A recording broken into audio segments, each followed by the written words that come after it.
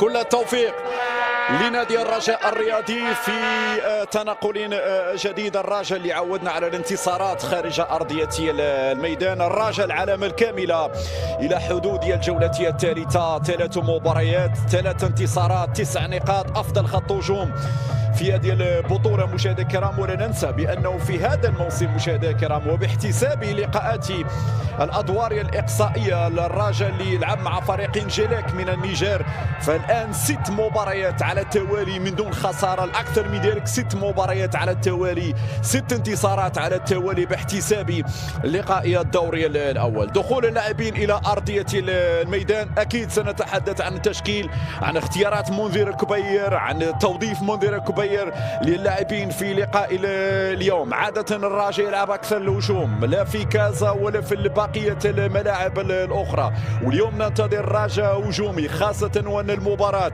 تلعب في باماكو وليس الغينيا أمام جماهير قليلة، ولكن أيضا جماهير رجاوية حاضرة اليوم. 50-50 نعطي الأفضلية لفريق الرجاء، إن شاء الله يكون في الموعد، وإن شاء الله يحقق 3 انتصارات أو انتصار على الأقل، تعادل نقطة وحيدة ستمكن رسميا من العبور إلى الدوري القادم. كل التوفيق إن شاء الله للأخضر.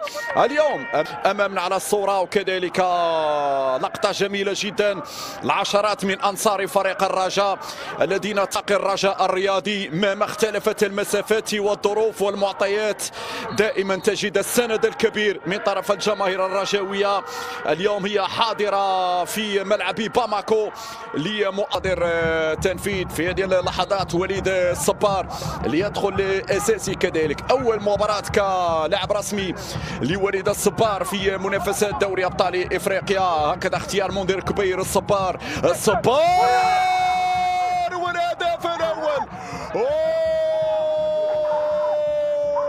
الرجاوي يفعلها، الأخضر يسجل، العالمي يفعلها في الدقائق الأولى مشاهدينا الكرام. 1-0 نعم للكتيبة الخضراء في حدود الدقيقة 7 من عمر المواجهة عن طريق وليد الصبار. الأساسي الورقة اللي يعتمد عليها منذر كبير، يجيب الجديد مبكرا وليد الصبار مباشرة. هنا تسديدة أرضية زاحفة في الزاوية البعيدة، غلطة الدفاع وحارس المرمى متصدر ان شاء الله، متصدر هذه المجموعه باي حال من الاحوال سيكون في الرياده، ونتمنى نفس الامر بالنسبه لي. الوداد حارس المرمى بعد ذلك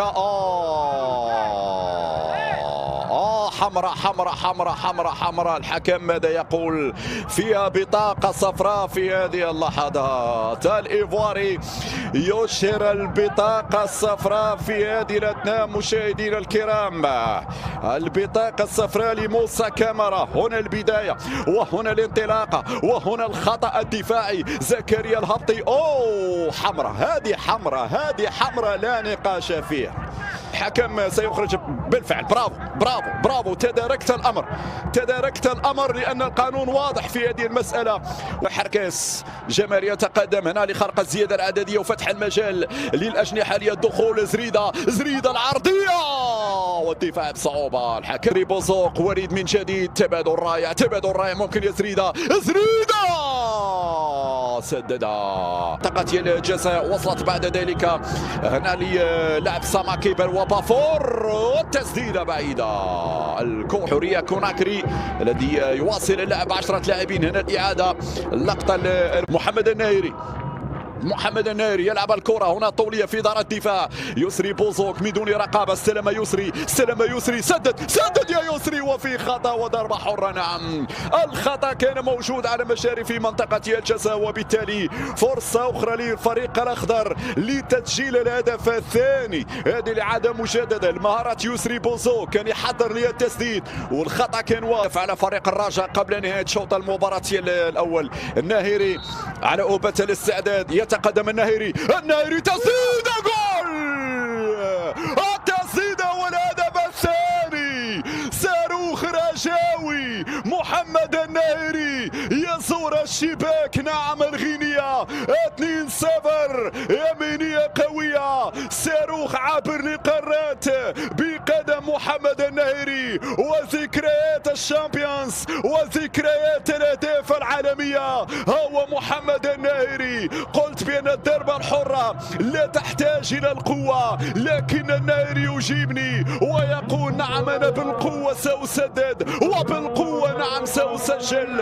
الثاني بوم بوم بوم بوم بوم بوم بوم. الثاني نعم. صعب عليك يا كامارا، جيبه من الشباك. هذا العالمي، هذا الرجاء الرياضي، هذا محمد الناهري بالتخصص يسجل. مباراة تمر في هدوء تام ومن دون مشاكل لفريق الرجاء، لكن رغم التقدم بهدفين مقابل شيء، لكن وجب كذلك إعطاء كل الاحترام لفريق حورية وعدم التهاون في دقائق شوط المباراة الثاني.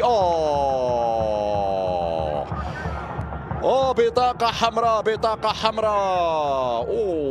صعبة صعبة صعبة صعبة صعبة هذه اللقطة، صعبة هذه اللقطة. جمال حركاس يتلقى الكارت الأحمر. شوف الإعادة مجددا هنا. هنا التدخل الماضي كان فيه تهور من جمال، كان فيه تهور من جمال حركاس بهذه الصورة. بيعتقد هو من سيسدد هذه الضربة الحرة المباشرة. هنا التسديدة، التسديدة، ولكن كرة بعيدة. تدخل ولم يكن هناك خطأ، ولكن هذه هدية. هدية يدخل الصبار، الصبار، والهدف الثالث، والهدف الثالث عن طريق اللاعب وليد الصبار. ما أجمل فنياتك وما أجمل تسديدتك. وليد الصبار يسجل ثالث أهداف فريق الرجاء الرياضي. هنا هجمة مرتدة، الصبار يتلاعب بدفاعات حورية ويحتفل هنا مع الجماهير الرجاوية. مشاهدينا الكرام 3-0. وليد الصبار نجم المباراة. وليد الصبار يعاودها، وليد الصبار يزور الشباك مرة ثانية. وليد الصبار يؤمن الانتصار في أحلى مسار للعالم الرجاوي هنا في الأراضي المالية. من هنا الانطلاقة ومن هنا أصل الحكاية. الصبار مشى، الصبار هرب، الصبار راوغ، الصبار دخل، الصبار في الزاوية البعيدة. يا سلام، هذا هو العالمي، هذا هو الراجع عندما يفرض لغة الانتصار خارج الديار في أحلى مسار للعالمي في تشامبيونز ليج. يا لجمالية اللقطة من هذه الزاوية. الإعادة، فنيات الصبار وتسديدة الصبار تمنح الثالث للرجاء. الصبار تمشي للأمام. حمزة خاب، متى ستظهر يا حمزة؟ متى ستسجل يا حمزة؟ عندك يا حمزة في عرضية والدفاع يتدخل. توصل كرة على الطرف الأيمن، محاولة التغطية. لا زالت عنده هنا فريق حورية. كوناكري ما يسددش، وصلت على الطرف اليسار في العمق. هذه خطيرة. الهدف ياتي لفائدة فريق حورية كوناكري. النتيجة تتغير. الكاميرا يعاد مجددا هنا في لحظة نعم جات فيها التسديدة. هذه الإعادة تحضير هنا من طرف اللاعب ساماكي. وصلت بعد ذلك لدياو، دياو لكاميرا، دياو من جديد، وكاميرا استغل يحفزهم، ممكن يعطيهم دافع أكبر من أجل مواصلة الضغط على دفاعات فريق الرجاء الرياضي. توصل الكرة هنا، محاولة المرور، التسديدة، وأنا سنيتي خطيرة هذه الكرة.